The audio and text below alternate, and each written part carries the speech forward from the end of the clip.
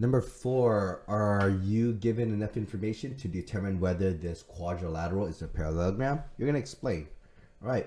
So A, we see here that we have two sides and they're parallel that are congruent. By their definition, that is actually enough. Okay. If you want to see the proof, if you draw a diagonal line here, you get this is reflexive. So this is going to be side, side, side. So yeah, you can prove it by side. So here it would be yes. There is enough information here to prove that this is a parallelogram. B, looks like you have a side here and a side here. We are given any angles? No, there are no angles that we can get in any way. Okay, you cannot get interior angles because there's no information about parallel lines. So in B, the answer would then be no. C, then we have 60, 120, 120. Oh, we could actually get one more here. This is 60.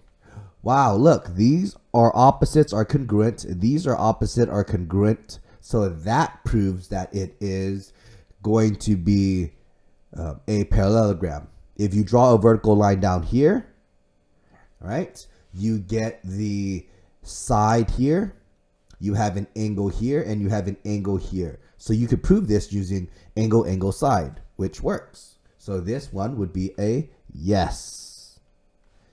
D, wow, we have a congruent side, perfect. And then we have parallel lines. Ooh, that's really good. Okay. So the parallel lines, if we extend this, take a look, right? Okay. And this is the transversal. We know that the alternate interior angles are congruent. So we have an A here. Okay. Then if we draw a line down here, okay, reflexive property, we get a side. Okay. Then we also have the 6s, which is a side. So here you could prove it using side, angle, sides. So for D, it would be a yes.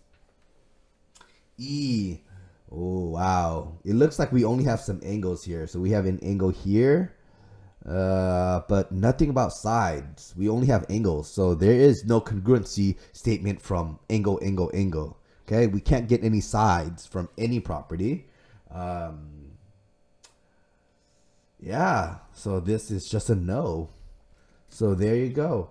That is how you can tell if there is enough information to prove that the quadrilateral is a parallelogram.